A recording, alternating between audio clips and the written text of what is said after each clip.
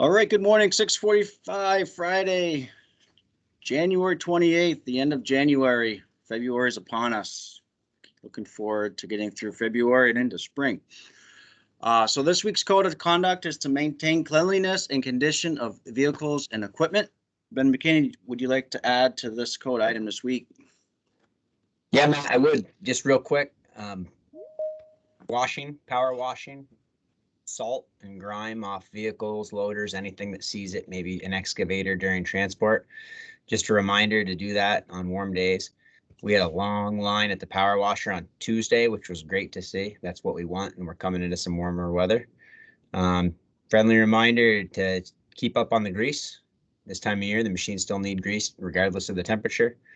And on the fuel front, we all know water's the enemy with diesel. So let's all work to keep water out of our systems, especially transfer tanks, hoses laying in the back of pickups. Keeping those machines full really helps too. When we run them down to, half or below half and let them sit overnight, that temperature change can cause condensation in the tank. And we know that water goes right to the filters and causes a lot of problems on those cold mornings. In our off-road diesel logs, we're generally, most people are doing a really good job of it. We all need to do a good job of it, whether it's Teams or hard copy, paper copy. Off-road diesel logs are important. And finally, on the small tools front, Adam Piper sent an email out to many of you guys, just looking into small assigned tools like generators, maybe tamps, just to kind of get a status, get a wish list, maybe work with the crib, Chico and Elliot on some stuff for next year. So if you haven't responded to that, please do. That's what I got. Thanks. Thank you, Ben. Very informative. So safety news, an excellent job this past week. We went another 7 days without a recordable. So we're pushing through the month of January without a workplace injury. So we're on a good track. So let's keep it up. Let's maintain those good morning briefings to the JHA so we can control our hazards throughout the day and we can eliminate any potential exposure. And that kind of leads me to what's been getting us the last couple years. 20% of all of our recordable injuries in the last 5 years have been slip and fall on ice or snow. So we're really coming into it, the month of February, month of March. So I want to really just kind of highlight this and making sure that we identify and communicate to eliminate slip trips on our projects, around our shops, really any facility, any location that we're working on. I went through the list past week and I noticed in our JHA, we're getting a little lazy with just watch for footing when we're in our when we're filling out our JHA and we're communicating it, we're just saying watch our footing. So we need to really highlight, again, the hierarchy of control. Let's really try to highlight those areas, those slip trip hazards with that salting and sanding. Let's throw that on our JHA. Let's all remember, let's not let ice and snow be the cause of our next workplace injury. So again, when it comes to snow and ice, we can eliminate it through salt and sand. We can barricade it or we can close it off until we can get somebody there to take care of it. So barricade it or cone it off. So do not take shortcuts. Let's try to walk in designed egress areas that are meant for excavation, going down into our excavations, making sure that we have good sure footing going in and out of excavations or walking around on our projects. It's always important when it comes to kind of administrative controls, when you're walking, might not be something that we think about all the time, but we always want to keep our center of gravity over our front leg. If we're rushing or if we kind of get lazy a little bit, this is when your legs can kick out and you could fall. So always try to keep your center of your gravity over your front leg. And if you're in the woods and it's really hard to maintain a good working surface, we got crampons, we got added level of PPE that we could use in those situations. So let's just communicate, let's plan ahead, and let's not let slip trips on snow and ice be our next workplace injury in the next couple months. That's all I have on this topic. If there's anything more to add, feel free. With that said, I'm going to quickly play the video from Make-A-Wish that was sent. I'm very hopeful that this was work. It was a great video that was sent to us this week. With that said, I'm just gonna fire it up here. Hey to all my friends at Engineers Construction, and hi to you, Ben. I didn't get a chance to see you this year. Normally, Ben comes into our office and gives us a check, and things are all a mess once again this year. Oh, you can't? But Okay, hold what isn't on. a mess Thanks. and what's always consistent. I see it. You do? All I see is a blue screen. Oh, I'm watching it. Now, Yeah, I saw it too. Huh. It was hard to hear, but we yeah, it got was it. a little bit light on the sound, but I turned it up. Huh. Try it again. Oh, Matt's stuck. Yeah.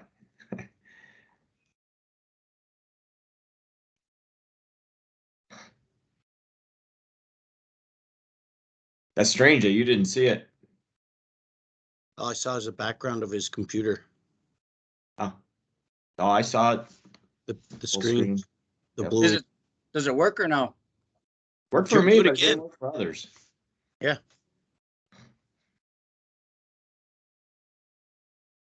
You're muted. He's swearing at the computer.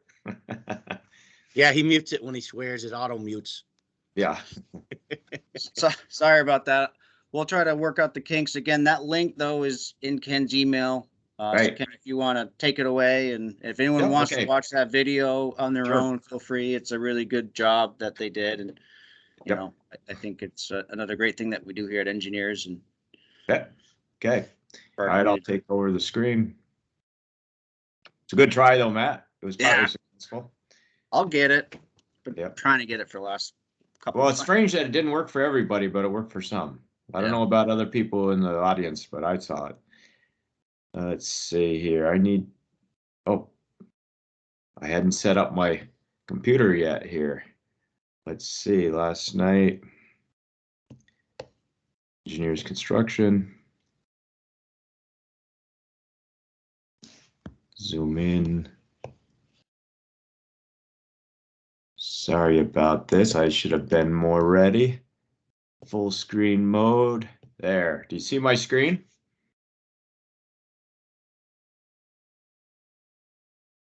Hopefully. Just black here, but Yeah. other people sometimes see things before me. It's just black on my end. Got you Take over a- here, Ken. Okay. Everybody else good? Yeah, we see I your can see it, Kenny. Yeah, okay. Okay, well, avoiding slip and trip hazards on ice is a thing to keep in mind this week and ongoing throughout the rest of the winter. Announcements, W-2s were mailed last week, so watch for them in the mail. And there's still, I think, some fuel cards to be distributed, so Sarah's out this week, but check with her next week, or if you're in the office today or this afternoon, just check in with somebody who would be able to help you. And the cold nights, the treating the fuel is important, like we just talked about with Ben's, comments on the water in the fuel. That certainly is a concern, and also as it gets cold, the fuel tends to gel. Oh, let's see. I'm not gonna click on my pictures. There we go. See, I'm normally more ready. Would you mind opening the email? What's that? Would you mind opening the email so we can see the whole thing? We just see your Outlook right now. Yeah, we just see Really? your Okay, Outlook maybe box. because I changed. I see what you're saying. All right. Try it again with window. It opened a new window when I changed screen. There we go. That better? Perfect. All right, good. Okay, so there's the update on the 2021 ECI employee charity giving, and I'll repeat it again because I'm proud of it. The $20,158 total to 4 charities: Make-A-Wish, Vermont National Guard Foundation, Michael Lawyer Classic, and UVM Cancer Research. And this week we have the recorded video from Mr. Jamie Hathaway of the Vermont Make-A-Wish. And our employees total donated to their charity $5,039 for the at the end of 2021. And their mission, I just noted here, is to create life-changing wishes for children with critical illnesses. And I have a link to their website, but also that YouTube link is the YouTube that Jamie made for us. And so this week we also have a couple new employees we are welcoming, and there's Ben Heath and Jeremy Dean. So Ben and Jeremy. Jeremy's like, I think, the third dean we have, but I don't think any of them are related. Is that right?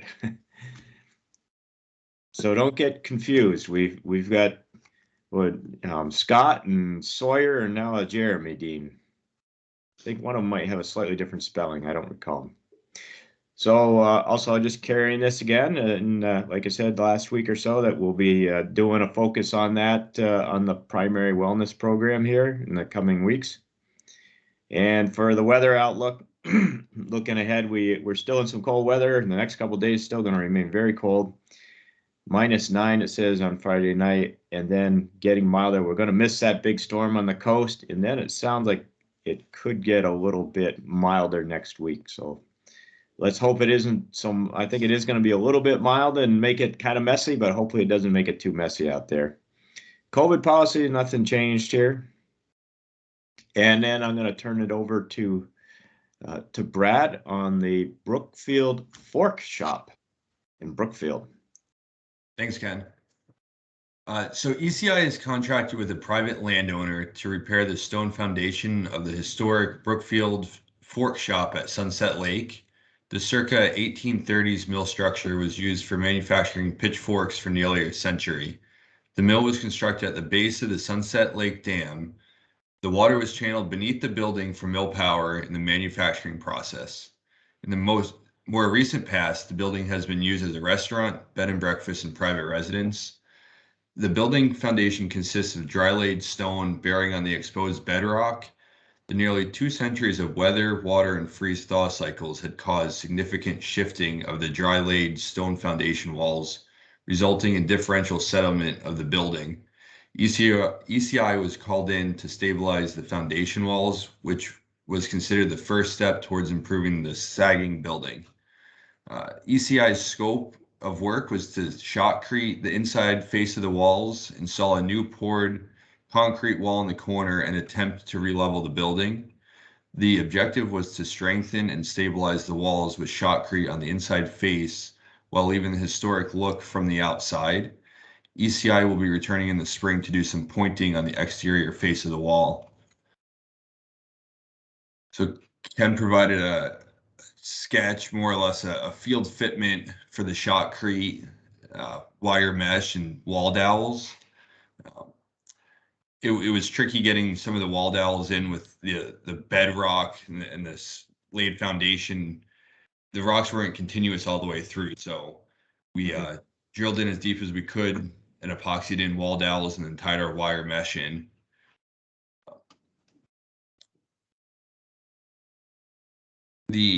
Most of the work was focused on the southeast corner for the jacking and releveling, but the entire structure has some significant movement and sagging through the roof line and the south walls.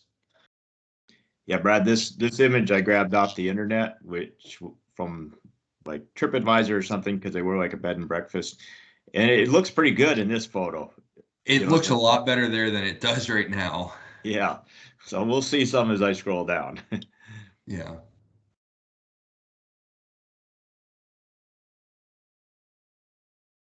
So this photo shows the southeast corner where most of the work was focused, and we were working on stabilizing the upper wall, kind of where those vertical 4x4s are, where the new cast in place foundation wall was going to be poured. And we ended up shotcreting the entire channelway, which you can kind of make out beneath that opening where the daylight is, to reduce the water going into that foundation wall and moving things during freeze-thaw cycles. Yeah, it was like a little tunnel through there, just a short little tunnel and a little outlet. Yep. Yeah, I definitely would be blocking that water off if it was my house coming underneath. Yep. So there's a dam. Yep. So that's the overspill from the dam and the south wall, and you can kind of make out there's a little bit of unplumbed wall there, but that's where all their issues are stemming from. Yeah, I don't think the photos give it real justice. No, no, we're about 3 inches out of level over 4 feet on the interior walls, Yeah, which is pretty significant. yeah.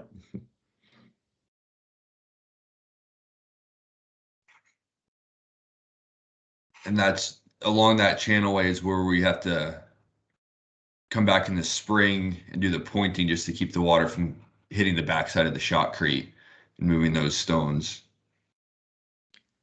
Yeah, you can see how the stones have loosened up over the years too. I'm sure they're a lot tighter packed. They had to have been, otherwise the building would have settled years and years and years ago.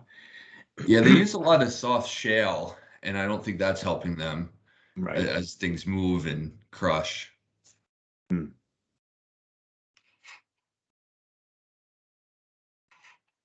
So this is the southeast corner. You can kind of see a large log that's laying along the slope. And that used to be a bridge across the stream. And our thinking is that the storm and rotted through that log and then pulled this foundation wall a little bit away from the actual structure itself and is allowing some settlement. You can see where the corner of the concrete, the cast in place concrete broke off and is now just bearing on a small section of concrete and stacked stones. So Right, we this was- pulled all that out and casted a new foundation wall. Like you said earlier, this was really where most of their issues occurred, although it was along that side, along the water too, but this was a particularly difficult point. This was our shotcrete setup.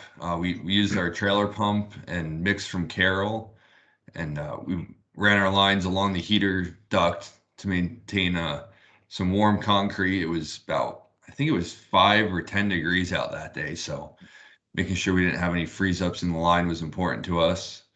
But everything worked really good. We ended up shooting about 9 yards of shotcrete along the foundation walls with all the voids that had to get filled. That's good to know you can shoot it when it's that cold, even though it was a challenging thing, but it was doable.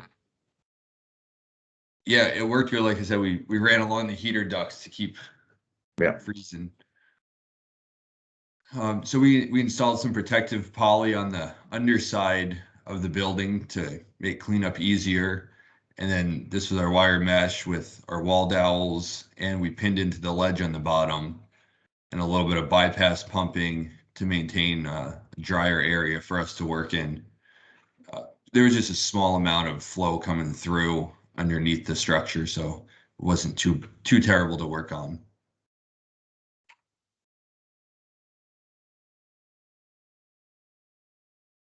Here we're just shotcreting in that outlet side of the channel in the south. This is the east wall. Ken Allard on the shotcrete nozzle, and then the rest of my crew supporting him. It was good to learn a new technique. My crew hasn't done this, so Ken was our expert and did a really good job along with Ben.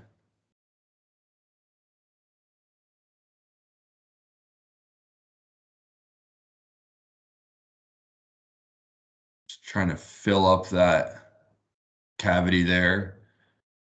That's why you use 9 yards, right? Yeah, it's surprising how fast it takes material, and you don't think it would, but it does. Yep. Tight quarters.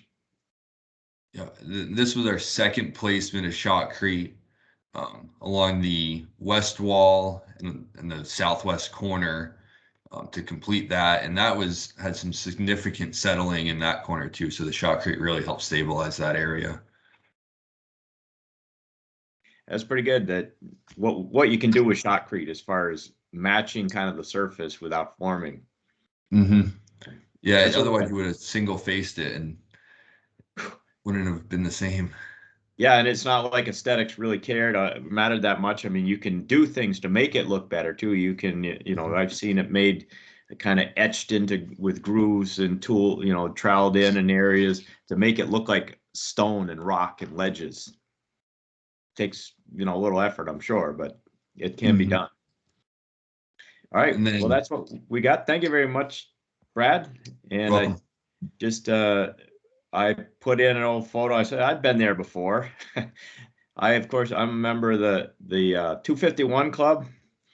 Brad, you know what the 251 Club is? I don't know.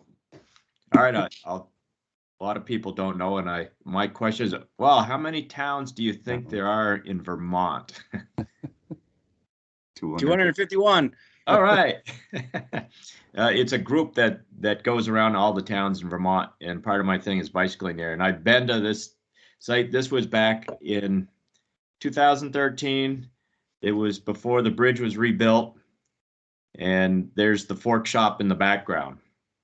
So so I've been there, and it's kind of cool to get around and see these places. This really is kind of a historic little village of Vermont. Brookfield's a neat little town. You live in Brookfield, right? Or moving to it?